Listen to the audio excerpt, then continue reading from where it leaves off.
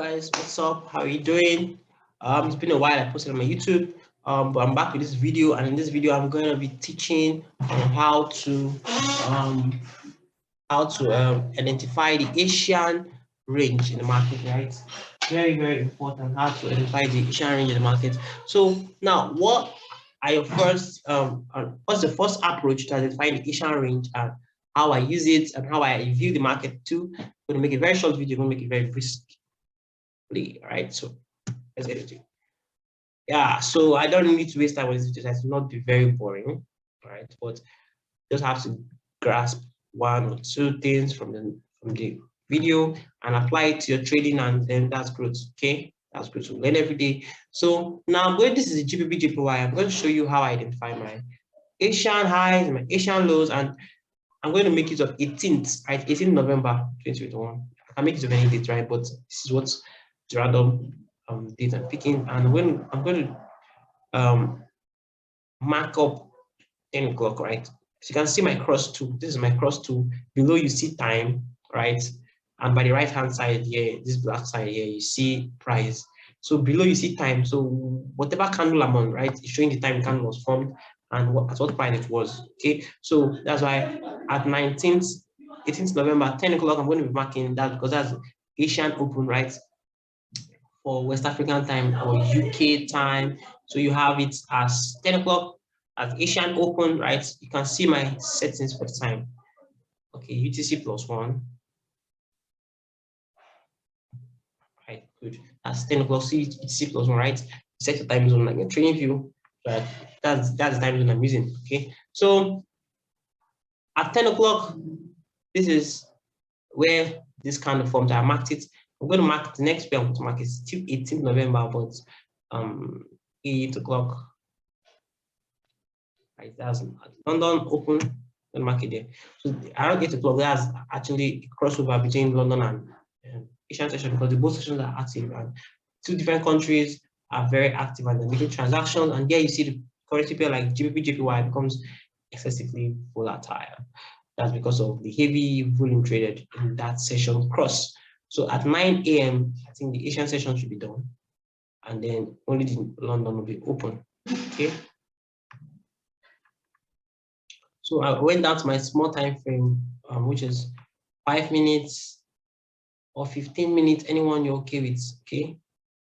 Right, it's just for you to identify the highs and lows of Asian session and how it can help you catch, I think, good trades in another session. So right here we have Asian highs, like the highest point in that Asian range, we mark with a rectangle tool, and the lowest point in that Asian range, like this, the market, right? Very important, very important. Now, price has nature of clearing both highs and lows, okay?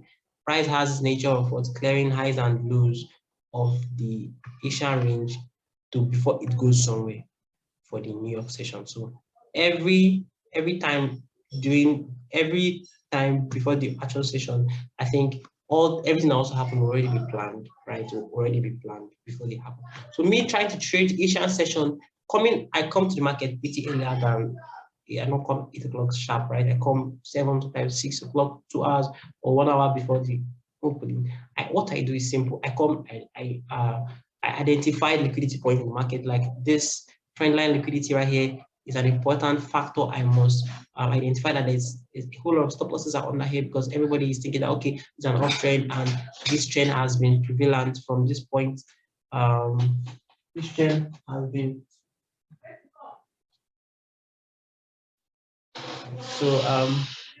this uptrend has been prevalent for the meantime, right? Get stuff like this for the meantime, so it has to be cleared. And we have liquidity up. Why is liquidity up? Is it equal highs? Not really equal highs, right? But Asian highs is liquidity pool above Asian highs. So price want to clear the boat, right? And there's also liquidity below here. So where I have more liquidity is down, right? So this is it. This is what so many new traders do. After price must have cleared this part, they might take it as a resistance and price clear here. Breakout traders will want to enter their trade from here and you see what happens, right? Okay, breakout traders will enter their trade from here. right, and set their stop loss below. And the banks know very well that there's many people trading like this. And what happens? Stop loss hits as fast as possible. And what about break and retest traders? They do the same. They wait for it to break out and come back and retest. And you see during the retest, enter the buyer and you see hit stop loss, right? Those are trade chart patterns too. They see that okay, this is more like an ascending triangle, and they want to say okay, that's a broken out outside. They want to buy. No, if you trade this way, the bank already know, and they are looking for stop losses. So what you do is, we know that price has cleared the Asian highs. Now price has to clear the Asian lows. Why? Now, so what some smart money traders will do, right? Smart money traders will set an order block here and want to buy from here.